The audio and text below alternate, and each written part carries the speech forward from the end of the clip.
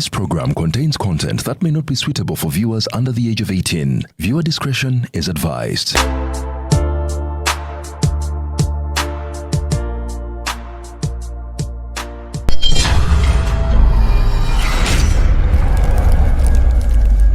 Mbadde ka interview kalungi mama Black Man wenna olinga byakulya naye mukwano mbadde nyinamu obuzibuzibu nyina wenjagala okulaga wano speed naye bwe nagenda n'emmotoka nga nekoze delivery ekisajja kino tekigenda kumpa okyekola delivery kanekola delivery naye ndakola nti naye wa boda wa wano mukyanja wano ate ffe tukyabikola ebyo maye mujja ne musula eri essonde ne mulowooza nti zimanyi n'okuba nowa boda wange kubanga obutuufu ngenda kuleka wano emmotoka naye kati walifunye omuntu gw'okubira najja nanona speed afe wano tukozesa ride now app ogimanyi ride now ofunirako genda wano genda ku Apple Store teekamu ride now ogirabye yiiyo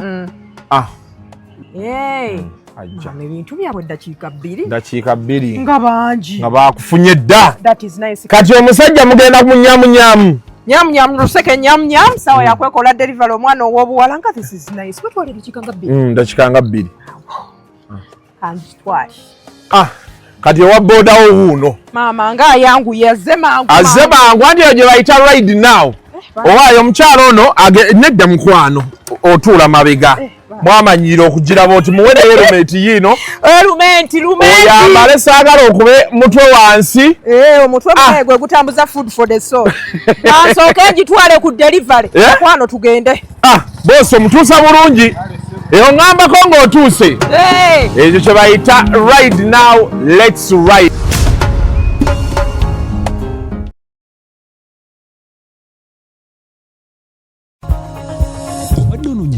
Woyinza okuteekerateekera ebiseera byebyo mu maaso essaala eddiddwamu Honest Asset Developers kampuni yeegulidde erinnya mu kutunda ettaka n'amayumba ekuleetedde ettaka ku nguudo ez'enjawulo eziyingira n'okufuluma ekibuga Kampala balina ettaka Essonde ne Misindye ku Namugongo Road ne Kiwenda ku Gayaza Road ku Entebbe Road balina Nakawuka Sisalutaba Express Highway ne Zil Phase 5 ate ku Hoima Road balina Nansana Bujuuko Koona Namasanga Mabombwe Phase 6 and 7 Kakiri Mwera Kakiri Magogo Nampunge ne Gobero Muguluka amasannyalaze n'amazzi weebiri ate ng'ettaka lyabwe lya kyapa jjukira balina n'enkola y'ekibanja mpola ate n'okulambula kwa bwereere Honest Asset Developers basangibwa Kampala ku Martin Road ku kizimbe kya Monkey Show Apartments okumanya ebisinga obakebereko ku mitimbagano gy'empuliziganya gyonna oba bakubireko ku noti 772 572 873 oba noti 7 572 873.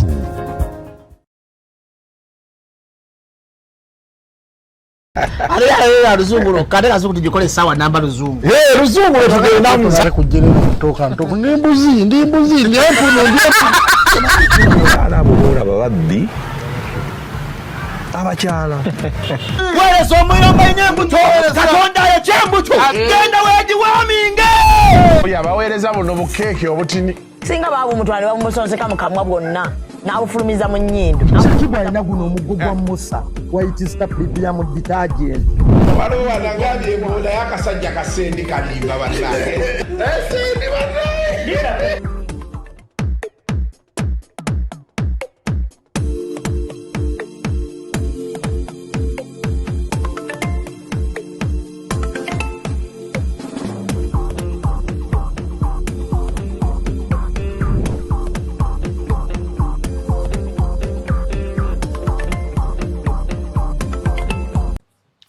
Welcome to yet another edition of Kasuku Live. Olunaku olwaleero ndine Dr. Tyamale. Sebo oli otya? Ndi bulungi taata. Osibye otya sebo? Gyendi. Abatulaba bali batya? Babuuze gwe bo babuuza. Musibye mutya bakama bange nze Dr. Tyo Mugogwa Musa n'omuti gwa Mpenkoni Stabba Soap n'Empenkoni Kombucha. Jajja Fagalamide Experience Motors bamuyita Benz Mercedes waliwo Actros 450 compressor 300 ml G-Wagon waliwo ne swala abafuzi nozomanyi Sprinter. Ezo nazibera Mercedes. President Museveni ekiyigo kikabuyonjo ya Benz Mercedes. Mama Anita Amongo avuga Benz Mercedes. Era in fact nze na promotinga Benz baserebo zigula kati. Abantu bagulanga bitoyota bintuntu ebitategerekeka abantu baguze ebiwundo nze sivuga mmotoka nga erinnya lyayo Kisolo. nzimvuge kigege mvuga kibina nzivuga kibina Benz Mercedes. Mukwano gwaffe DJ Roja tumutumiddeko. DJ Roja amanyaga amatuufu ye kijambo Anastasia. Simanyo baddo kimanyi. Nenga amanyaga amatuufu era bamukubambya abajjirwa mu katale wali ebintu byabwe akatale k'ekibuye.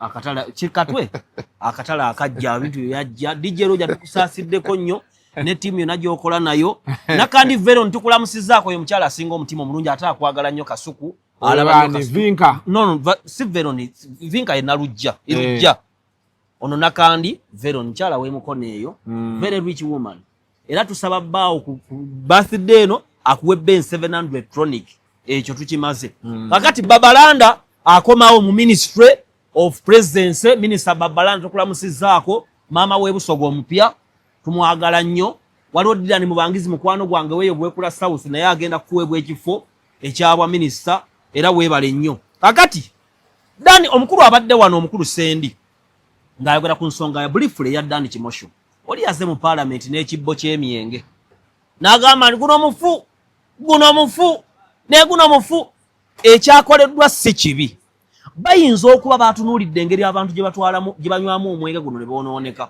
ne Kasuku tewali mwenge gutayonoona muntu singa abaagunywedde bubi oba anywedde Uganda Walagi oba anywedde Beero oba anywedde Champagne Captain Morgan oba anywedde Four Cousins bwagunywa obubi ekisooka ababaka ba parliament abasula emuyenga ng'ate mukiikira kazo n'entunga mu mukirekeraawo mudde ebitundu byammwe abavubuka mbakubiriza okwenyigira mu nteekateeka za gavumenti balekerawo okweranga okunywa omwenge kubanga nze ndi Wampenko ne Kombucha Kalisa Stewart naye Wampenko ni bw'obunywa amaziba obuntu 8 olunaku nga tolidde n'enkya n'onywa 8 ne luli n'onywa 8 ekibumba kirina jaminga kijja kujaminga ate bateekako drink responsibly ekyokubiri mukolenga Mutabazi bwe yakola mukwate Dabo Kabini kubanga buli district buli constituency ebaamu Diso Piso Giso ebaamu RDC ebaamu Kaawo chairman C5 abaka parliament omukyala n'omwami mutambule nga mukubiriza abavubuka bakuba emiggo bavembu tawuni bwe banywera obwenge wabula okujja n'ogamba ati Mpenko ni gwe mwenge omufu Mpenko ni ng'afayiringa biliyoni ya sente ku URA buli mwezi Mpenko ni ng'ayina ebimotoka ebinene ebinywa amafuta miliyoni nga 3 buli lunaku ng'ayina abakozi kubanze nagenda ekyegeegwa ku kampani ya Mpenko ni nendaba abakozi abaana abato bakozesa myaka 18 19 20 obuwala obwali buzadde kaana kamu tebakawa buyambi najja n'akawa emirimu zeni gwe bw'oyimira oyo abeera kabampaane ekyogerwako kituufu n'ekyogeddwa mu mbeera ki musooke mugenda obukiiko buno waliwo akakiiko mu parliament akavunaanyizibwa ku byokulya food and oba nutrition and biki kasooke katambule nga kano akalubo w'ak'ebyobulamu bwe kagenda okukebera eddwaliro musabe parliament wanika omukono ogambe matter of national importance ogambe maama Anita Amongo tusabayo kasente tugende tulambule amakampuni gano akola emyenge tugende ne security ne intelligence tugende abamawulire tugende ne UNBS tulambule Mpenko ni kyonna kye tuzuula tukiteeke mu alipooti tujje tugabe bannayuganda nti omwenge Mpenko ni gwakola si mulungi eri obulamu bwamwe olwa kino n'ekino wabula oba okubya economy mukulu Sendi nga bwagambye omusolo abantu abo gwe basasula kuba abakombucha babongeza omusolo gwe kugenda okuwa emmotoka gyogenda okukola ki gyogenda ovuga olwo Mr. Kimosho oba ofuuse ng'enjoka etta omuntu mu dakiika 3 naye beefudde n'olwekyo tukubiriza abantu okunywa obulungi omwenge drink responsibly ekyokubiri Mpenko nitakola mwenge gwokka akola sabbuuni n'amalwa ojjukira amalwa bwe baagaberanga mu Nsaka oli n'akolondola nazzaamu abantu balinga 15 ye n'agapaakinga n'ebirala ebiringa ebyo so UNBS bwebe certifying omuntu soka ogenda okuteeka ku UNBS eninga okusinga okujja mu parliament okona business yaki ey'abantu kubanga Mpenko ni Kalisa Stewart omusanga mu Northern Uganda ayina sabbuuni oba muta Mpenko ni sita era wodde yayogedde ku Mpenko ni abantu basese ayina Mpenko ni Kombucha ayina Mpenko ni ayinawo ayina amalwa n'ebirala bingi byakola naye nga Mr. Sendi bwakunnyonnyodde omuntu akola business wanaayita mu bugubi okugiyibirizaawo ojja musanga ng'alanga ne New Vision balangira ku TV West ogimanyi ya New Vision balanga Kabalege FM balanga wa ayina abakozi awo omusolo community akendezezza obuzibu emisango wawa abaana abakozi 2,000 abaana tebajja kubba abaana mu ababaka ba parliament mu kuliyetingira abaana bamwe emirimu abaana baleme okubeera redundant kati muti aba ino obudda mu kunywa omwenge n'asulayo nga mulina video nyezo okweditinga bwabanga omwana alina okkeera agenda akole mu kirombe agende mu mwanya agende mu PDM alina obudde obunywa omwenge omungi Mr. Chimo nedda kamukunamire Kasuku nedda tu akunamire parliament kajemu empale kabina kayonjo no bana nedda mbadde nakunamira Kimosho nedda tuyambe ate yali munna mawulire munna yali mbwakola ba ku Daily Monitor oyo yali munna mawulire okimosho I think ensobi gye yakoze yokuleta ebintu ebyo nga because kati ezo zipenkoni zaani Buganda ziri verified yes by UNBS kati ndowooza be yagambye omwana aleeta ye yaleese buleesi bino bitubeeramu ebyo saaga kumba okuba brandi abantu abo bakolera nno ddala ssente ate bawa abantu emirimu Kasuku lwaki abantu abamu babeera ku brandi zaabwe bakambwe n'okutwala ba TikTok amawulire Mr. Sendi byayiseemu ng'akunyonyola mu business bwe bibeerawo ng'omuntu azimba obulamu bwe ye personally okuva gye watandikira Kasuku byonyumya n'endawusi n'ogenda kabebeno ono n'akutwalako ne bakujjako ne baga katuweeze bodo olinnye gwoge ebyo byonna n'obituusa wano oli n'ayimira ku TikTok ye n'ayagala kkube zeni ye muntu nze Kalisa Stewart nagenda ku company ye ne video kweziri ku page yange nendaba engeri gyakolamu ebintu bye naye gwe wena kati gundi mufu abaka ba parliament bo bakola ki obukiiko balonda obukulu bukola ki akabaka akakiika akakola ke ka public accounts committee kuba waliyo sente ne kosase ewo bukola kuba waliyo ki ka sente naye buno obw'ebyokunywa n'ebyokulya n'obulamu bw'abantu bukola ki nga bagende gule wa genocide nga babadde Namibia Jawero Ssenyonyi bw'aba ayogera nti omwenge gwonoonya abantu mu gundi gy'abeera mu ghetto it's on record Nakawa yemu ku bitundu ebisinga mu ghetto wano agendayo ddi tebamuwa akalulu teyayitamu tali wali teyeemoola those are political ladies nedda Kasuku tula wansi Kasuku ndi tekyetaagisa mbadde nyambala ga kabina tekyetaagisa kimala ekyo tukitadde kale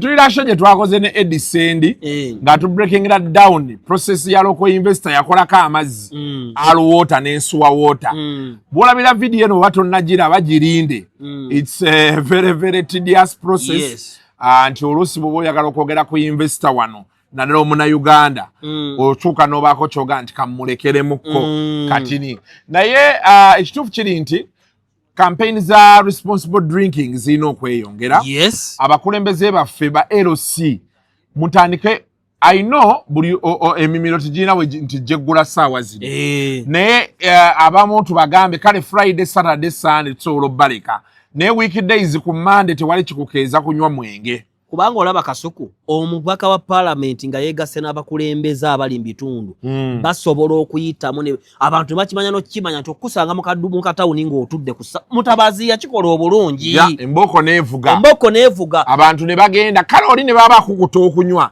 amayaka nywe katono kugwayo oba okitegeera ekyokubiri Kimosho mu constituency ya performing atya ataddewo skilling hubs oba n'asaba gavumenti abavubuka gye bayinza okugenda bakole tewali mwenge gutono in fact ne bwetubatulo ne baba sex abantu bameka bafiridde mu kaboozi olw'obuwoomi olina naago wali ekintu kyonna ekitali balance kyono n'obulamu bw'omuntu kaabejja musoni owaliwo omwana ayogedde point mwana akola ku makula bamuyita Sharon Kiwala kiina kyagambye nti naye abaka ba parliament ne Kimosho yennyini ndaba ng'omutamiivu nzi yennyini bw'omutunuulira ndaba naye amaaso gaamyuka naye yagambye n'ababaka ba parliament tubasanga banywedde Jamasoni mugundi ne bagwa ne bagamba tobakwata bifaananyi waliwo n'abatuulayo mu bifo by'abagagga eyo naye nga naye agunywa naye nga teguli duplicate ate guli verified naye nga yeefukidde n'okwefukira so I think the message yes we can fight bino ebyokubeera nti tulina duplicate products naye toteekayo product ya munno gyabonyebonye okufunira certification ogireete buleesi nenza n'okuwaabira ki gwasinzidde anti wulira of parliament baba protecting kale bw'afuluma ebweru n'addamu addemu kyekiri Sendi kyadde agamba nti addemu akyogere wabweru okubeera ng'anywezaawo ensonga ye yandisoose najja n'abatamiivu ng'ebi bibiri nga bakunjubuka ebyenda tunagamba ne ono yanywa penko n'ekyenda ne kiwunjuka ono yanywa n'atabuka obwongo najja n'ebifaananyi by'abafu 10 nti bannawe yananywa penko ni n'afa I think we can fight counterfeits, fake products, but also message etambulire nnyo ku responsible drinking. Yes. Banaye abantu abanywa nze nalina abasajja naddukako badduke ku Friday abasajja twali abantu nga 8 abasajja banywa echupa za Uganda wala 10 nezi nimbagamba mugenda kufanga ndina mmwe nezirukawo saa 8 ogw'ekiro nimbagamba munywa mu chupa 12 asajja bakwata Uganda wemu ate kiwakiiga ku ndawusi yadduka ngo batamiivu naga badde banzise navaawo era naye nga bw'omulaba agula eyemu n'abeerawo ekiro kyonna n'obutajimalamu oba okitegeera so anyway byebyo naye ndawusi yakola statement lumu twalina Ssaabazonto oyo yajja ku makya lumu nga gumusibye natuka abaana bange yayimira bwati yajja n'akola interview intro nga olulimi telusituka amanyi kumwambulabira kinda musunzunzu nemanya ndejinakona naga omukulu atabuse intro bwe yaggwanga naga banero munegendereze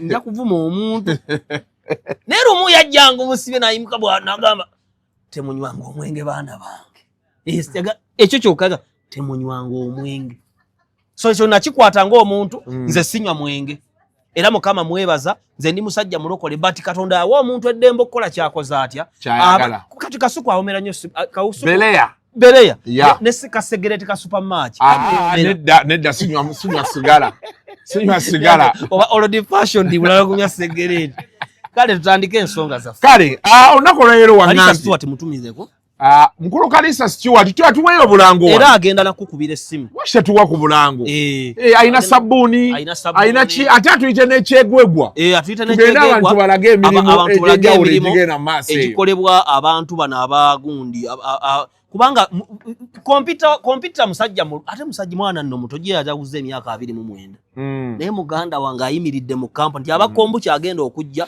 bona n'abayisa n'olwekyo twayogedde ku nsonga wadde ogamba so mukulu wa Mpenkoni ajje tukole ebyaddala business ensonga twabadde twogera ku bufumbo essimu gye nabaddeko naawe wuuyo mukulu Mpenkoni oli otya mwami Kalisa this is Kasuku oli live kusanyukidde mwami Kasuku ogamba otya ndi bulungi nakushemererwa omunyankore nakushemerera mnonga amina naye obulango obuleeta ddi Kasuku live kakati esebo funa olunaku mwami Tamala akusitula akulete ku factory esebo kyegegwa nange nfune wentandikira okuwa obulango oveyo ne sabuni oveyo nekyokunywa ne kasitiwa kofi ekyo kiwedde katufune olunaku tujje onatuuka n'otusanyusa inshallah oveyo ne gundi n'ennime muziyita ennime oba ente musajja mpadde n'ente naye Abaganda balunda mbizzi yasabira wamente ente Kasuka ajja kusooka atandikire ku embuzi ya goti tulinayo breed ennungi ojja kuvaayo nayo kiwedde tubadde tulimu wano okwemulugunya ku nsonga ne mwami Sendi abantu bonna ba manufacturers bakaaba mukulu Kimosho kye yakoze era twali twogera nti waki yayogedde ku Mpenkoni nga muli certified by UNBS kati abakulu abo be bakama baffe tetujja gamba nti yakoze ensobi biki be bakama baffe badani Kimosho ba MP babasindikayo naye ensobi gye yakola ate yakuba buli kiramu n'akubira ddala kati tojja kungamba Mr. Kasuku nti kubanga nalaba mu Buganda nendaba mu Mpenkoni nendaba mu Coffee Spirit nze nazaalibwa nagenda tegeera nga ndaba Coffee Spirit flavored vodka biki so aina step gye yabuuka awo kale mukama wange katuongezeyo ensonga zaffe tukufunyeeko ndasa tufunye ekigambo kyo okuva mu kamwako katuongereyo show yaffe musiibula omukulu naye Mr. Kyamale. Yes sebo. Bannange nze nkubira President waffe omulungi omulanga. Atuyambe ku kino kubanga bakasitoma tebaganye kuddamu okunywa. Ne radio stations zetulangako ezimu zitya kati.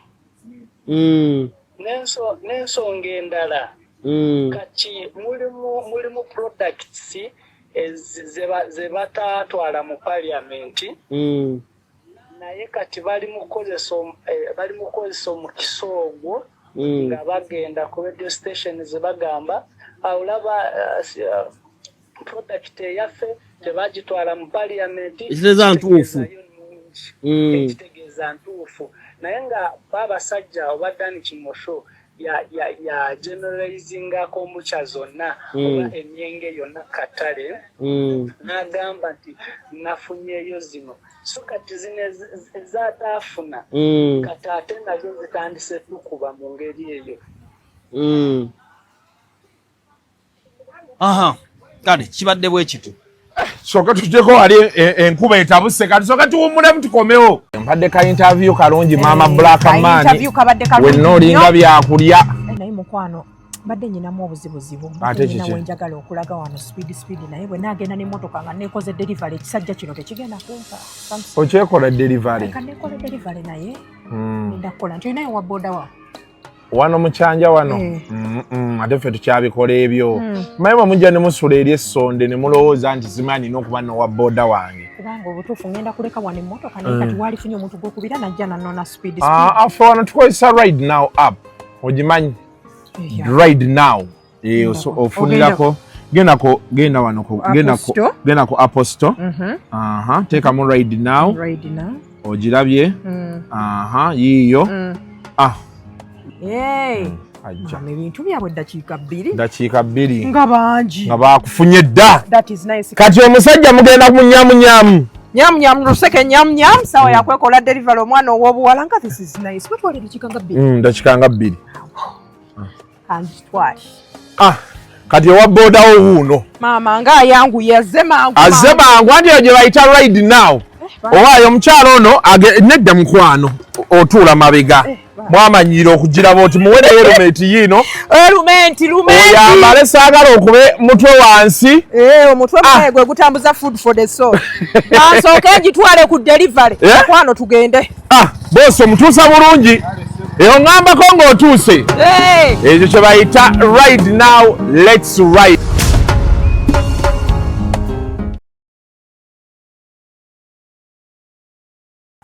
Okay. Tuwumuddemu enkuba ebadde etabuse naye kyewuunyisa ennaku zino enkuba etonnya ekyanja wano enkuba ekyanja wano yalinga erwawo ttonnya mulimu abalogo bangi simanyi oba erina kyeranga enkuba eyinza kulayira kwa Museveni agenda kulayira kale before we left twagambye nti twadde twogedde marriage obufumbo case study ng'otuwadde mirembe n'ensambya n'abasajja ab'amaanyi kati olaba ng'abasajja abalokole lwaki marriage zifa ne zoonooneka oba lwaki ebintu byewandoloozezza nti kyandiwakinze awutu kifa mu ngeri y'ekyeyononere one abantu bagamba kati abantu bafa nnyo naye nedda baafanga nnyo wabula miinizi z'okuzuula nti gundi afudde zaabanga ntono either ng'olina kulaba ani ya Uganda UBC UTV oba kulya ku CBS oba radio ezaabeerangawo entono naye kati olwaleero if something happens mu ddakiika ntono nnyo oba okitegeeza buli omu aba akimanyi kiringa kati kizibu nnyo okutandika obuyeekera bwa gerira nga bwe byabangawo edda ba Museveni bwe baakolanga olwaleero ky'osobola okukola kyebata town terrorism obuyeekera obw'omu hit and run tega bomu dduka kuba dduka kubanga era abasajja baamini bwe tubaweera obuyinza awo omuntu yafuganga eggwanga atamanyi kiri Kaseese tamanyi kiri Sembabule yabanga w'amaanyi okusinga leero kuba leero abantu ekibaawe kaseese nga bakimanya mu real time n'olwekyo waliwo ebintu ebigenze nga bikyuka nedda obufumbo bwayononekanga tebyakatandika wabula olwaleero social media fuels oba embellish mu Luganda to add in more soup oba it catalyzes kyebajja otegeera zongeramu obudyusi.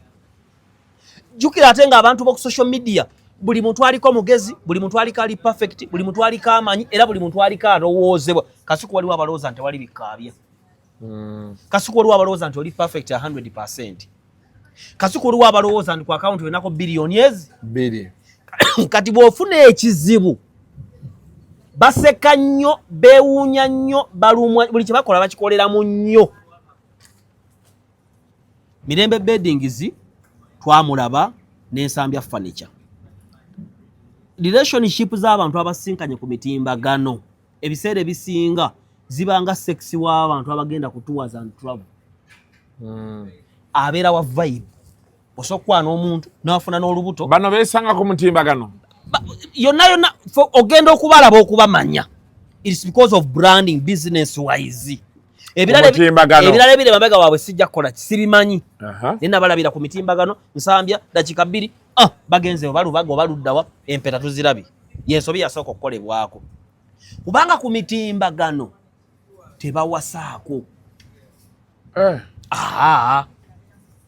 Era bw'oba wasiza ku mitimbagano omukyalo olina kumutwala Masaka kagologolo n'omuggyako essimu n'omukwasa ekiyumba ky'enkoko n'ekiyumba ky'embizi n'abeera awo. Otherwise ebintu bibiri ebikulu ne mu Bayibuli waliwo kye bayita time, waliwo kye bayita place, kyekisalawo purpose oba appointment. Kasuku awantu w'osanze omuwala n'obudde bw'omusanzeemu kyekikakasa obuvunaanyizibwa bw'omuwala oyo nawa gye mulaga mu bulamu. Kafeero yayimba ogenda okunenya setaani naye bwe yali akokema yakusangawa. Katonda naye bw'abadde akolagana n'abantu bonna abagambye ebifo n'obudde. Era bw'ojja n'osoma Genesis 11 awo nti mu budde Genesis 11:12-13 Mukama ng'agamba nti ojja funa omwana mu budde obuki obutuufu. Waliwo obudde n'ekifo. Katonda bwe yali agamba Abrahamu okutwala asaddaako omwana we yamugamba genda ku Moriya. Omanyi bw'ogenda ku Mount Elgon eyo mu Bugisu zonna nsozi naye zirina amannya agaaki kitundu kiri hill and mountainous ne teruba lusozi lumu. Yamuga agenda mu nsozi z'Emoriya ku lusozi lw'ennaakulaga. Jjajjaffe Yakobo bwe yali atambula n'atuuka mu kifo ne yeewunzika bw'ati. Bwe yeewunzika n'alaba bamalayika nga bambuka era nga bakka. Ebifo ebyo n'olwaleero ojja kulaba nga Yesu gye yazaalibwa ne Dawudi nga bw'ola Bethlehem. Beth kitegeeza nnyumba, Rehem kitegeeza mugaati. Kati Katonda naye bw'aba akolagana n'omuntu akolagana naye mu bifo no mu budde. Kati omuntu gw'osanze ku social media oba omuguddeko mu kifo ekikyamu kubanga ekyo kiddukiro ky'aboonoonyi social media. Abantu abalemu obulamu, abantu abakawe. Jukira social media gwe mulundi ogusoose ebyafaayo abantu ba bulijjo okuweebwa chance okubaako kye boogera. Edda abantu balina kuwuliza TV, kusoma mawulire, kulaba katuuni n'ebirala biteekeddwa abalala. Era naffe twajjira ku social media nga ffe tuwulirizibwa ng'omuntu alina kubeera ku Facebook oba YouTube alinde commentinga. TikTok najja omusiru eyasuze enjala eyagenze mu hoteli ennungi n'ekuba ekifaananyi bonna bali okwo. Kati bad energy eri awo bw'oba otadde relationship ku social media n'erabika. Era nja kwebaza bano abaana ba Baby Gloria kasita bamala ofumbiriganwa bye bateekayo ne bikendeera bye balimu byabwe. Otherwise ku social media kuliko omuntu alina eddogo ng'asooka okutunuulira obutunuulizi ekintu kyo bw'ati ne kigootaana. Yes, Kasuku abantu babi nnyo amaaso. Jukira social media ekozesa obwongo, ekozesa omutwe. Omutwe gw'omuntu ye mmeeme era kye kitundu ekisajja ku muntu. Mmeeme erimu emotions, erimu mind, erimu wiiru, eriko omumwa, eriko olulimi, eriko amannyo, eriko ennyi nostrils, eriko amaaso, eriko amatu, eriko enviiri. Mu Bayibuli enviiri ze antena. Kyovula abantu bangi mu Bayibuli babagamba nga omwana gwogenda ozaata omujja musalako ki nviiri. Ne ba artists kyovula bafuba nnyo okulaba balina ebiviiriviiri kubanga enviiri z'omuntu ye antena. Kwa communicatingira n'oyo gwasinza. Kati olw'okuba tulina ebitwe olowooza lwaki abasaaluuni kino bakyogera nti wa mukyalo osisibirayo tankwata mu mutwe. Omutwe gw'omuntu kikulu. Kati social media ediringa n'omutwe, akamwa, amaaso, ennyindo, amatu, amalusu, olulimi, mayindi, endowooza n'ensalawo wiiru. Kati n'osanga nga otaddeyo bebiwo ku page eriko abantu akakaddaaka abanaku abalina ebizibu abalina ennaku abakwabula abasuze enjala abafiiriddwa abakoowa ensi n'amutunulira bw'ati ng'omuntu oyo atunulidde social gundiyo omwana wa bizinensi yo famire gyavaamu. Kasuku wano tulina abantu nze nane benzaalibwa nawo ku kyalo nga famire zaabwe tuzimanyi noga banne yawasa mu famire eyo Katonda amusaasire busaasizi najja ayogera ekigambo nikyafekitinga obulambo wa bizinensi yo. Kati social media bw'owasa omukazi tokweka ate nnyo mukyala oba baana bo nakyo kibi neeragako ebikoze bitya. Kasuku singa okola embaga netumanya mumanya Kasuku yakoledde embaga era kiba kibi okikyotukweka naye waliwo ebiri balance ebitulagibwa ebyoga nti bino nti hayira tisa Kasuku afunye mukyala we yono tumulabyeko okay ebirala byammwe. Otherwise oyina obuvunaanyizibwa bw'okusaba ennyo n'okuwaayo ennyo n'okuwonga relationship eyo okusinzira ku Katonda gw'osinza.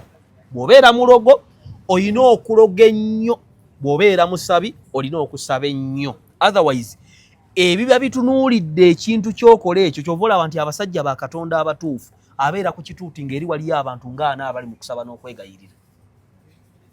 Era abasajja ba Katonda nga bajja muno ba husband baani baba na advanced team ezijja muno ne zisaba emyezi ng'esatu asobola okubuulira enjiri enki. Obulokozi obwaddala gye buli ebintu by'omwoyo gye biri. Era bwe tuba tugenda ku mbaga Kasuku olonda bw'oba olonda best man olonda oyo we musse ekimu ne bw'abeera mumpi era nga mwenkanankana mu mwoyo. Tojja kulonda muntu mukwano gw'avudde eri ojja omulete marriage ekyo bola abalokole tugaanira ddala ennyimba ezimu okuba kuki kumbaga wadde era marriage esobola okufa. N'olwekyo kino mukitegeere mwenna ozadde mwana okoze baby shower bameka abantu bolaba ku social media nga ataddeyo olubuto omwana n'afa nga simanya bisuna baby bump yekubiza photoshoot nga ali lubuto omwana n'afa n'obwana omukazi n'afa kubanga obaawo abaayogera ebintu ku social media. Munyumirwa nnyo biteekayo, munyumirwa nnyo teekayo enju zammwe, munyumirwa nnyo teekayo happy moments zammwe. Abantu si basanyufu. Kati wekwegattako obuto kuba mirembera muvubuka n'oli nsambya muki muvubuka ate ne background ez'ennaku kubajjukira nakugamba Kasuku kye mutusingako. Kasuku bw'obanga oyinamu 10,000 nga olina okugenda entinda naye ng'oyagala amazzi ogula amazzi ate nze nninnya taxi. Mmwe obulamu bwammwe tebwatandikira mu kasasiro. Abantu abasinga betulaba abakola amalala n'ebirala bagwambizibu obulamu bwa butandikidde ku zero. Banaku mwoyo baagala kakasa. Era okumanya nti oli munaku gy'emikwano kubanga bw'olaba mirembe abantu baali nabo waliwo Glorio yakutambula ng'akutte eccupa y'omwenge. Omanyi waliwo omuwala eccupa gy'otalina kukwata ey'omwenge nga nnene bw'eto olinga akutte obulago bw'embizi. Waliwo akacupa omuntu kakwata nga kategeerekeka niyo okutta ogucupa ogunene weewaana bw'oseka oyo omwana yakolanga ku Fan Factory ng'azannya bulungi weebuuze ki ekyamugobyayo. Kati gyegyo emikwano mirembe gyatula ne baseka nasirika ebinnya omumala gimbwe eyimirirewo oyimidde n'ofuleeya nnya tezirina maka zisinga omumaaza zaalemererwa. Omukazi ng'ono Kimera yagambye dokita nti nze omukazi anywa omwenge it's a turn off. Kati mu mbeera eyo obufumbo bwa mirembe ne naani buba bujja kufa kuba mu comment mbamu n'abantu abagamba nti ffe twagala byonoonese it will end in tears ng'oyo akyogedde akikakasa. Ogenda omukebera nga muwala mulungi naye nga mulogo olw'ebimu byayiseemu oba olw'eyo gy'ava. Waliwo abafuuka abalogolo be bayiseemu. Abantu bajja ku mbaga y'okuloga. Kyovola Kasuku mwonna ajja ku mbaga yange ebirabo tubisumululira awo. Si kundeetera bbi.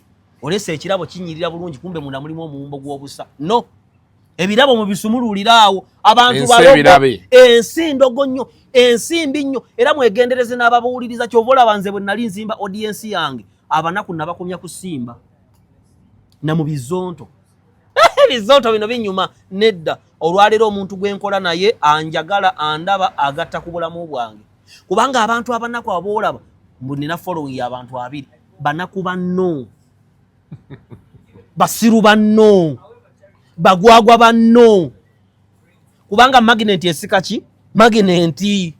Content gwokola yasika abantu booleeta. Bebageno tandika okuvuma ngo postinze mu 7. Nana ategomba kola na mu 7.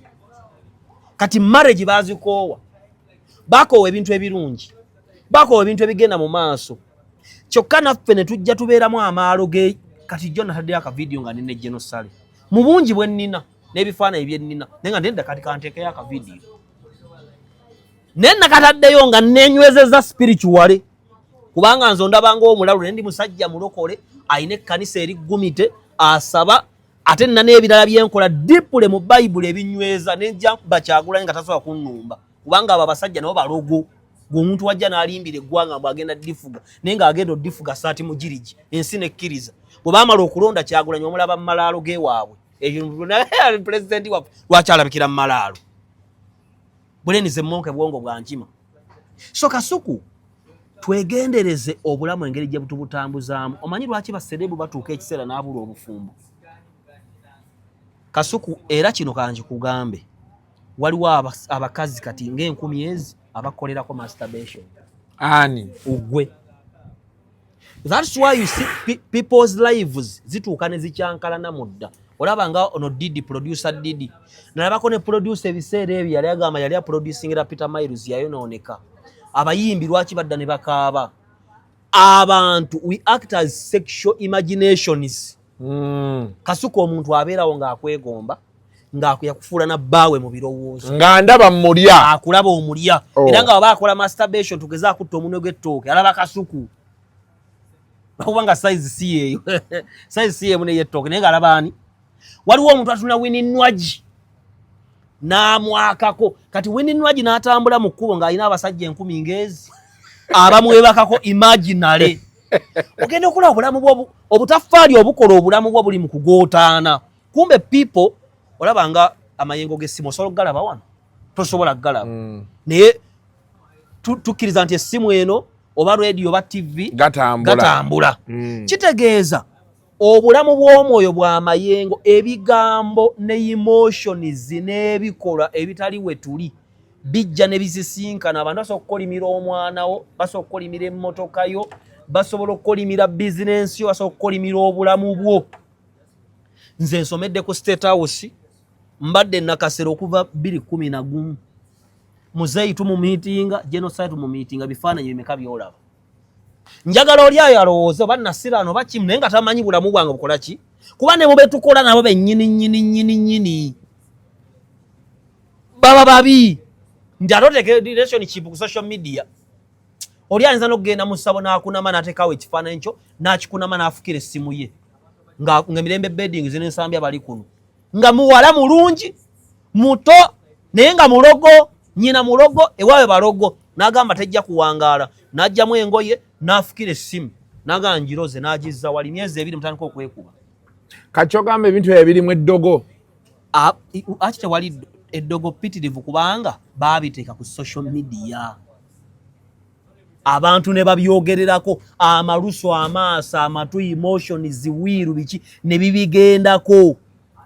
Jukira social media eyo bwebe yagadde okubrandinga omuntu wa kisirani nti musiru kati bebe kulu bambrandinga ng'omusiru ne bwayogera ki fe batu brandinga nga aboluseke abasabiriza tebamanyi tukola emirimu tebamanyi nti ebyabukedde babibuuka buli kimu tebabyogera batulabira wali nze bambrandinga ng'omuntu atanywera ku mirimu. Simba nagenda 2013 nava 2014 eje myaka eji 5 BBS nagenda 2016 nava 2021 Bukedde nagenda 2021 mu January na kati jendi. NRM njibadde musijivaamu ne social media bw'oba tonywedde esobola okukubulandinga n'okukwata muganda nze ndi mukambe ku social media nekuteekako embeera kino kye mbagamba mwaba postinga abaana bammwe olaba postinga omwana wo you must pray oba olina okukola rituals either za Bible oba eza Setaani. Abantu bakolimira abaana b'abantu, abantu bakolimira marriage, abantu abeera awo n'ayambula Winnie, abantu abeera awo nga Gloria Bugi ng'akiraba kiri awo olaba ono omuvubuka bye yakola muganda we SB4 mbu kinyankole kikinene nkikola abantu abeera nga babyogera ate mu buliwo ne bijja oli waka weebase kumbe people are having sex with you. Abantu campaign kape ennungi abantu baziroga. Katudda ku bufumbo bw'abalokole. Pastor John Mulindejo yatwala nga aleese omukyalo muki omulala. Jukira abadde ne relationship omukyala asooka yafa owokubiri n'agamba yazaala abaana babiri wa ebbali. Ono n'afuna omukyalo omupya. Pastor Bujingo, Pastor Bugembe n'agamba wange. Angira neetegereza. Marriage yonna esobola okufa. Wadde buli kimu kitambula bulungi. Because anything which is a product of sex is fought by Satan. Family. Kasuku. Kiseka kiti yakyogerako ne bwa mugezo oti waliwo fiseka yafa ebiseera ebyo. Yagamba ne bwa mugezo toso gatta ba family. Because we fera tuva mu sex. Era kitugatta nti abantu kojja senga tetwebakangana kuba tuli muntu atya musayi gwego. Abaana Kasuku omwana ayonooneka.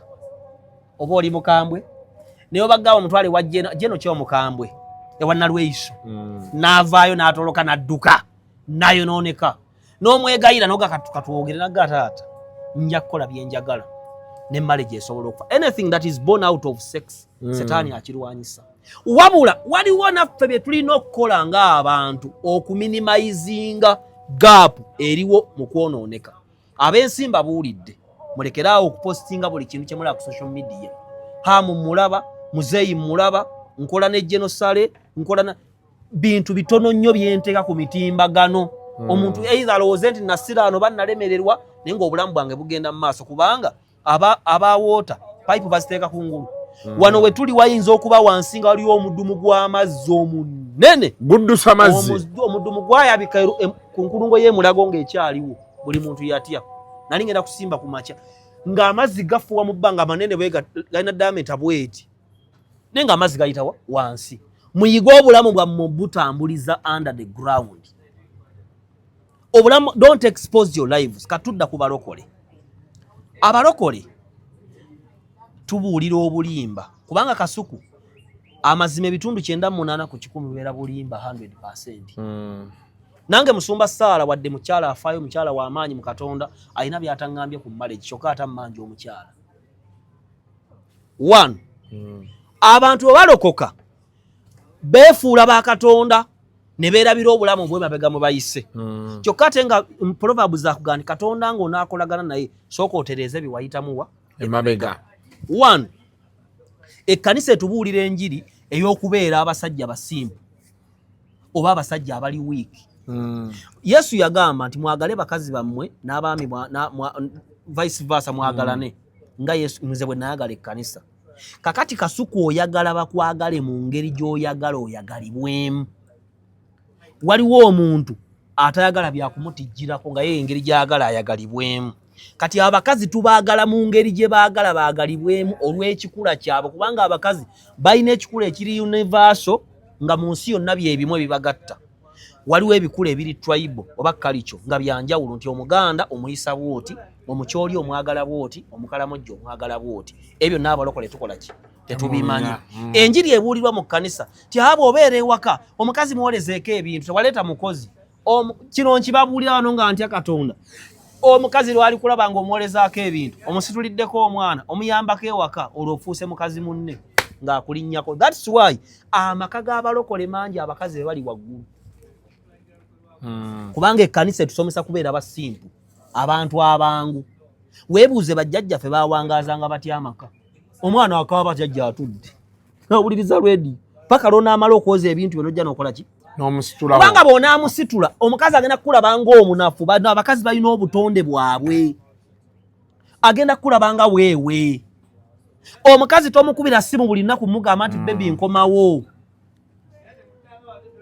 abasajja abatali balokole nga bakasuku akeera ku makya bw'aba akomyewo n'akomawo lwayagadde n'atakola ki n'atadda kubanga buli hello baby hello praise God how are you yes I'm late by 30 minutes but I'm good okay ayi olatanisa kulabanga weewe kati gaano gimukubira wande ojja kakasa abalokole tuyigirizibwa nti bw'ofuna omusaala kubukedde teekaawo all mistakes mugabane talina kumanya na sente z'ofuna kubanga okuva mu bayibuli waliwo ensonga lwaki n'abasiraamu bakyakikola kati omukazi abeerawa mu kiyongo mu kateni era abasiraamu omuzikiti gwawulwamu kyava ku Miriya okwetwava kubanga mu bayibuli waliwo theology egamba nti Adamu yatondebwa n'omukazi omulala gwe bayita Lilith n'agaana okugonda Katonda kwe kumugjamu kaawa n'atandika era okusitwagolinga n'ensonga z'okufuga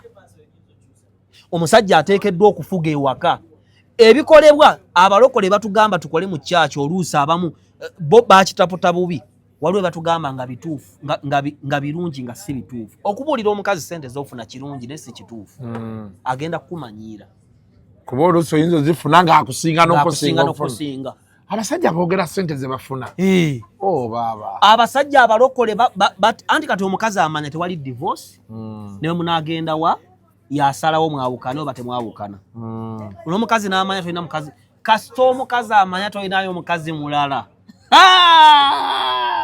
atandika okufootola bwali kyomulaba abasajja abatali balokole gwe mumanyire ennaku ezi ng'afuna omulala ng'amuseeka yakomawo ennaku 2 mu wiiki weetereeza wekka naye wano omukazi omulokole aba kushiwa ddiiru nti pasita oba omusajja omulokole gwenfunye ali kunzenzekka kakati Miriyamu lwaki Abayisirayiri baamala emyaka 4 mu ddungu Miriyamu mu lugendo olwasooka mu kusomoka ennyanja wonna emyufu yali afuga olugendo Miriyamu kuba yalina entitlement nnene ku Musa eyalinda nga bamutadde ku kiki ku mugga era n'asanyuka nnyo tulaba bayibuli nga bamaze mukuva nga bamaze okusomoska omugga Miriyamu n'ayimba n'oluyimba ne basanyuka ne batasiiba jjukira mu maanyi g'obulokozi bwe muva mu hanemuuni musiibe eyo n'okusaba ebizibu ebirala bye mugenda okujja bikole ki bano baakyamuka bukyamu sinakuteekawo bupate kumbe bagenda kusanga amazzi agakaawa ne beemulugunya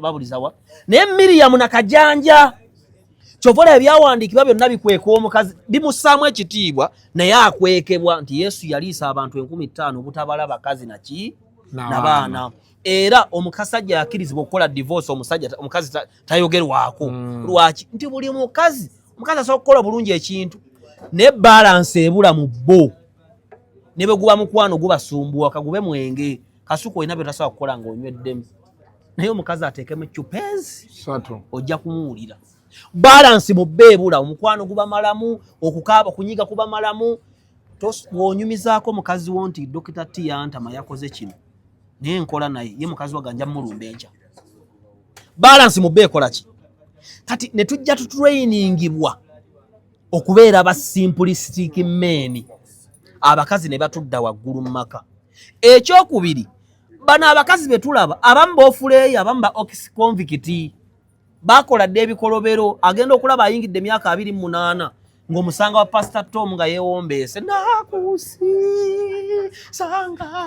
Mukama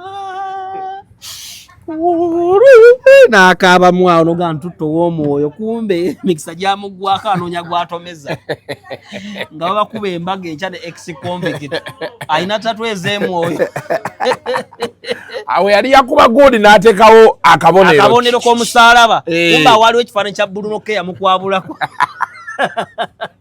so n'ogenda ofuna omukyala ku myaka 28 29 31 naye ng'oyo omukyala singa Katonda akulaga ku butambi bwe yakola 19 20 21 22 23 yalina ne pini mbukyala yagijja mu bujja nga alokose atandika okulemera kuneba ne kasokola kimutambula ekiro n'abawala mbaagazaamu kumbe ye yabikola dde akola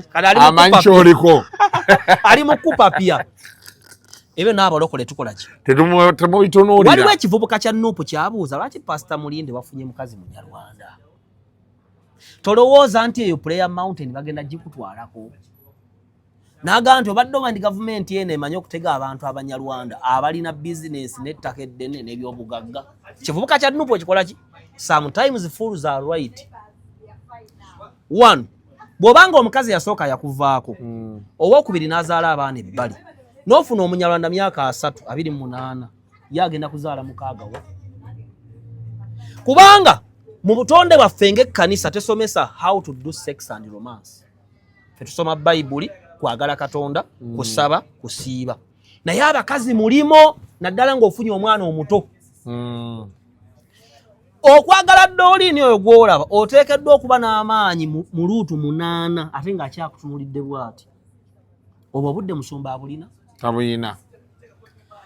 Ogenda okulaba mutandise okwawukana mu ndowooza ne mu bikolwa. Abakazi kasuku baagala privacy. Kubanga waliwo omukazi lwakeera nga ayagala kusiiba mu kaleega na nnika yokka.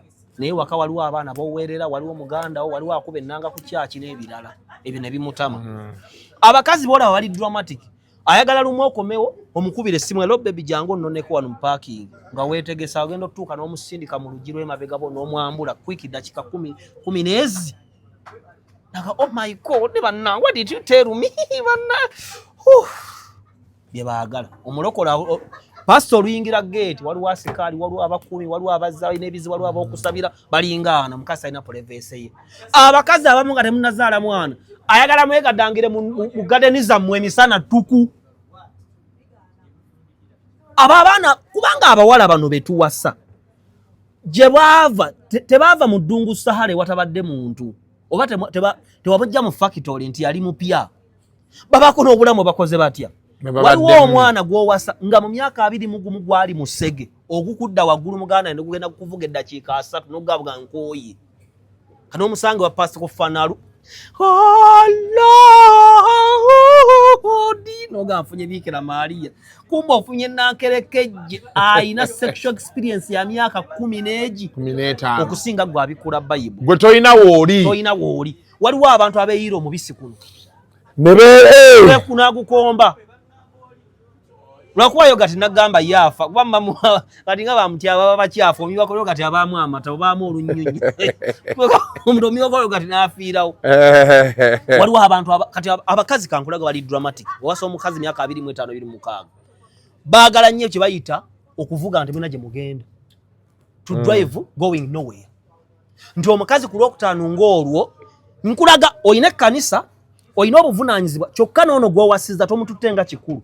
Abakazi abo boolaba ayagala olwokutaano mukwate emmotoka okwate gundi ng'oyise wane Kayunga oluguudo olwo ewali ebisakasaka ne muvuga sawa 8 temuna gye mulaga mugenda tutuuka mu kakoonakona tewali mmotoka ejja n'ogipaakinga n'oggula buutu n'omugamba jangu emabega n'omuwanika amagulu ne kiggwera mulaba emmotoka ejja bakubyemu amataala n'omusajja muno bw'amanya nti waliwo ekigenda mu maaso n'ateekamu ddiimu bye baagala era akomawo ng'obulamu bwe kyobula nti abakazi baagala nnyo ebyesajja ebiyaaye ebyo bibikola kitumbula music.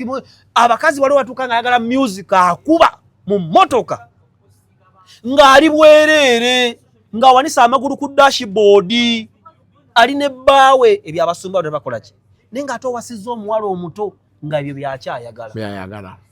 Abakazi baagala omusajja akeera ntabanjega omusajja akeera ku makya morning daddy wiki neewera omusajja neebuuza nakoze eki ate omusajja oyo n'amukubira simu alo oliwo omukazi ajja adduka n'amugala twala ebintu. Abakazi baagala nnyo omusajja nga buli kaseera ali complicated ebyo abalokole tubirina mami tusabeko banange wanyize kankulage pastor Bugingo ye musajja we Masaka mugezi yali agenda gwa mu nsobi gye yasooka ogwamu. Jjukira abantu bano abakulu lwaki ebiseera ebisinga baawukana nnyo n'abakyala baawasa lwakubagamba nti muwase ada ng'okuze kasuku ate otandise ministry ogenda kwenda ng'anoonya abo ng'afunawo ki. Kakati pastor Bugingo bw'afuna omukyala Susan Makula yali atandise byabalokole bakola. Mukyala wange mulaba omulungi wange oyo amanyi okungololera akasuuti amanyi okunkolako bawuubireko yimuka baby wange ebyo tebiwanise bakazi woowe bakitaffe gye tuva bakojja bange bamulangwa bakojja bange basebitosi agenda ne mukyalo bamuwa chance okwogera agamba mama w'abaana nayise naye simple abakazi buli womuteeka mu kifo that's why abalokole they worship women. I respect women, I don't worship women. Tobola abakazi bababba n'obabba obbakuula kubanga omuwanika n'akubba kubanga amanyi w'amaanyi gy'oli. Waliwo n'abasajja abalowooza nti kati awo kalole kasiiti gundi waali ani oyo Gloria Buggi tagenda mmanju nga yerevo kwakola ki kwamutwalira kumbe Gloria Buggi oyo gw'olaba osomusanga ali ne bakyali be ng'ali mu kugoye teyasibe na nviiri ng'ali awo akiriza ola bw'afunayo ddiiro nasooka yeekolako n'afuluma ng'ali ng'omusambwa. Pastor Bugingo yalekerawo Susan omutiitiirya n'omufuula topic. Abasajja babeerawo ng'amanyi mukyala we waali. Nagamba nze Kasuku Isaac Katende mbalamusizzaako nayise ne maama wange w'abaana era waali mukyala wange simple. Kakati omukazi olina okumuteeka w'alina okubeera kubanga bw'abuuka awo abatakyadda. Ekirala Kasuku bw'oba owasizza omukazi one manya ebyafaayo bye kubanga babikweka. Ekyokubiri kalicha ye Abaganda balina engeri gye baagala okuyisibwamu sexually, physically, financially, spiritually oba romantically. If you don't mind about how the Baganda do their stuff ofudde you're gone. Abanyarwanda bayina obulamu mwe bayita Abanyarwanda waliwo kano ke bayita akananga bw'oba tokamanyi naye nga tojja kusanga omusajja omukulu omusajja wakatulaga iba nenzenzire mu bunanko obwo omusajja w'amakolo banda bangi kumbe yafunye oli waliwo kano ak'Emasaka Road n'oyita eri Kyazanga n'ogenda wa Embalala. Muganda wange ne bw'aba mukaani mu nsi yonna olowooza lwaki abazungu bafuna nnyo siriimu nga bazze mu Afirika baagala nnyo naddala bannakenya oba abaana agwa ku kimuti aba muganda wange munyegenyega awo ki ekibaleeta sex wange omusajja omufirika akuwanika okugulu sibe balina obugulu obutono nagenda kobongola eddakiika za 28 full stop n'awumulawa n'anywa Uganda wale si sponsoring nakomerawo omuzungu oh come back to Africa, this is a part of Africa walai n'agenda kati fe tumanyi nti ebintu byonna bye tulaba bamu bulu movie babe ki bya setaani kumba abakazi bakola ki mwayogedde kutuga abakazi baagala obbatuga tewala tagala mutuga abakazi baatonderwa obulumi kyovola nti azaala abaana 8 bwaddayo muki ne bwamuyuza omwana paka ekyennyanja era addayo ne bwasindika abalongo tebereza Kasuku abazadde balina amaanyi oguno omutwe gusindikika naye era naakola ki ate gwali beeguti era Kasuku ettwe terigezze bukulu mwana muzaale basajja abalina emitwe emitono nga gyaffe bakazi baagala obbatuga baagala violence in sex. Kyobola wotereze ebbeeyo obusangamu bayita obuduukulu oba ze bayita envuba omuntu obanga sireevu bano baatwalanga ebweru oyingizaamu omutwe n'amagulu wano okunaamirizanga emukene omwana akobongola edda tewali atabyagala musajja wa Katonda bannangize nedda ak'Embalala nedda nga bajja bakola kano ak'abannaddiini missionary kati olw'okuba obeera bakola ak'amapeera n'amaasi bana bajja babuulira enjiri missionary Kalambo style. Abakazi kati obuzibu buva Kasuku gwe bw'obeera ng'ogenze mu njiri e Kenya muli mu kusiiba muli ku lusozi muli mu kwegayira Mukama yakuwadde ekirooto mukazi we alina driver amutwala buli ki omuntu buli mu butonde ayagalana n'omuntu amuli kuloozi muganda wange olunaku lumu bajja kuba balina we bapaakinze bati bafune ekintu ekibajjira owa takisi oyo kyana ky'emmotoka ekigende kimenya omutto bwe guti kikke omukazi ng'agenda bugenzi bakukwate mu mmotoka yo bamugaziye bati ng'ekyennyanja eddakiika ezi amaka gonna toliddamu kufuna mukazi gaggweewo. That's why gwe weebuuze lwaki abawala bafiira nnyo ku ba bad boys bad boy ojewe nga teyakuyise tali mu mood nagamba tambula ogende. Ebyo abakazi be baagala. Abakazi baagala otegeke birthday nga mugitegeka aba kunaku olusembayo enchanga birthday ogangisazizaamu akabe nakwezi olwo omukwano gukula. Abakazi baagala omusajja akeera ku machanga wali okuziika afiridwa anka mugale tona gyolaga beera wano ate naava nawe waka n'agenda aleme kusangawo nakubira nsimu oli waka mpereza kino alabo bawooli. Abakazi baagala abasajja ababateeka mu mbeera talaka alinayo omuntu omuki kati abalokole waava ku mulimo misine baby halo jamu atukute naye amkaminga nga ababeera awo sexually we are poor. Ekirala bana abantu betuwasa kasuku abakazi bali sexually active 3 times than we. Era bwe twabanga abato omukazi akutawanya tonna mwebakako bw'omwebakako lwozula nti ataagala nnyo akaboozi n'okusinga ki gwe owasizza omwana muwala wa myaka 25 mu kkanisa mwabadde bamugamba ng'ekyawandiikibwa bwe kigamba sexual before marriage is prohibited. Yeekuumye emyaka gye 6 walaayi ayinza okuba yeegattako kale n'aga nti mukama mpawo musajja kati ennyonta yonna wali osasuddeko yaka mu myezi nga 9 n'osasula omulundi gumu n'oddamu okusasula omusolo gwonna gw'otatadde wano ne bagukuleetera 3 oyina bakubanja emitwalo 7 mu musolo. Abakazi sex gwategase leero yeetaaga omwegatta enkya olowooza lwaki bakadaama bakambwe ennyo. Kadaama agenda yazaalako okutuuka eyo ng'awulira ayeba kibula bakambwe ennyo ku mitimbagano era bwe badda wano which is ezooka babeera mu section marathon ogenda okuddamu olaba ayogera mpola ogenda okuddamu tokyamuwulira kubanga omuwala ono bambi abadde enjiri agiwulira tabadde muyaayi. Sexual desires zonna aga nti mukama bonampa omwami wankasoko nankwatako bw'ati. Okukwata okwo si kwa mululibwoka kubanga abakazi bakoowa ebintu bya rutiini bambi ayagala mugendeko ejjinja. Abalokole tebagenda outs bagenda ku biichi tebagenda wa bagenda mu church. Abalokole wabeera nga waliyo shoyani ono agenda kuyimba gundi Joseph Ngoma munamuga akatugenze out olwo ebyo byonna kati oyo omwana gwolaba leero ze mwegadanze tebimunyumidde tabimatidde n'asirika munnange nekiwera kati mu bantu bano babeera nabaabo n'afunayo omuntu amukema bw'ati be baana bawulira mu maka g'abasumba.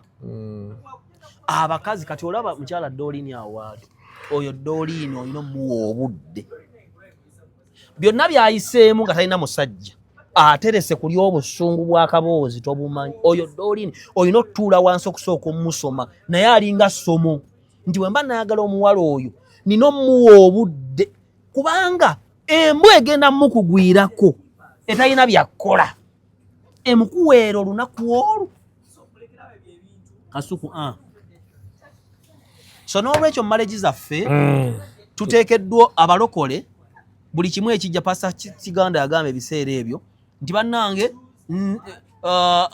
kompyuta bwe zajja ffe twasooka ozigaana abalokole mu zirimu sitaani buli kimu sexy mulungi era waliwo ebintu ebimu nga bibi abawemuzi naye waliwo ebiri health omuntu yalina okuyiga kyokka abakazi mu kaboozi tebazannya mama Fiina bwakaagala n'omuka musumba bwakola ki bwakaagala ate buli omwanya waliwo abaagala obbatuuga n'omutuga n'omukka ne gubula n'olaba naye ng'anyumirwa byayagala.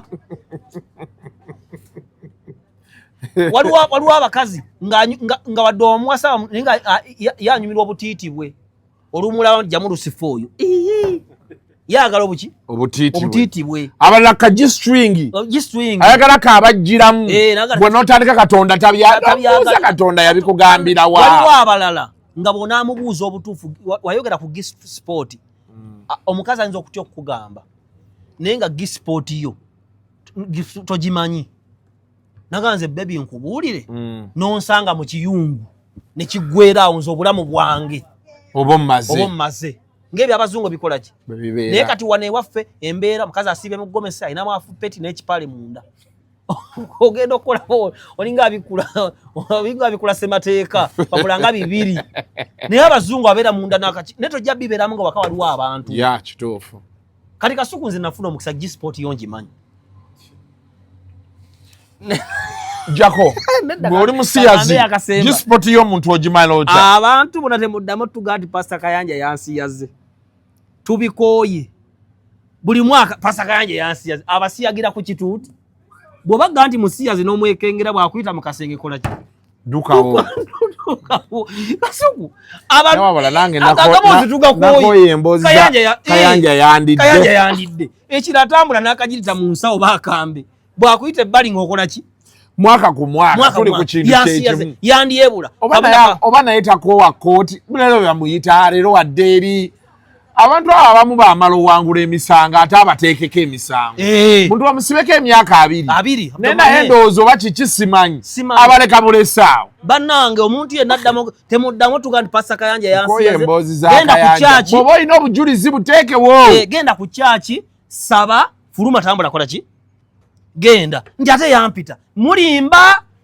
bano ne bavaawo ne wadda abalala enshana tubikooye naye nga wrap up yaffe Kasuku nga bweri bw'oba onaawasa obufumbo bufuule mulimu kyobola nze bwe nnaaba mpasizza nja kuba nkoze ndye sinnawasa kuba sinnatuuka mbifo wali mukyala gwe njagala bw'oba obeera naakulabye omukazi gwewasa aba ku levo yaawa bw'ogenda emunyonyi oyina omuta kyebyo bizibu kati abantu bwe balina abantu bali mu kwagala kwejjako bakazi baafunira mu bwavu ne mu bunaku kubanga omukazi ssente kyobola abasiraamu bayita maali omukazi ssente z'olina be bakazi b'olina mu inbox yo kati abasajja bano baawasedde abawala myaka 19-20 olwaleero batuuse ku kasente omukazi akaddiye jjukira omukazi akulekawo mangu bo bakyali bato ogenda okulaba omuntu atambula n'omukazi ng'alinga jjajjaawo bassengaawe kati Kasuku mume nate mwawasa gwe nkulaba owanika bbere ya saa 8 gwa kiro omukazi olwoba omuleseewa awo wooli n'omukazi owo alina okubeera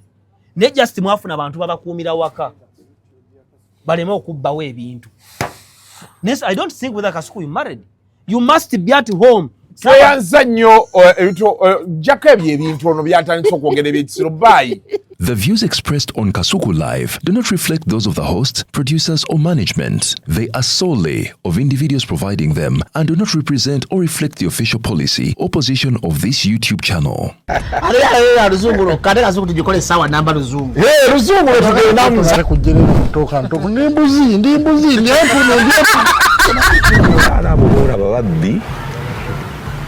Abakyala wereso omuyomba enyembuto katonda ekyembuto genda wegiwaminge yabaweereza buno bukeeke obutini singa baaba omutwale bamusonseka mu kamwa bwonna n'abufulumiza mu nnyindo Kibwa alina guno omuggo gwa Musa wayitista premium detergent waliwo wanagambye ebola y'akasajja kasendi kalimba bannange esendi bannange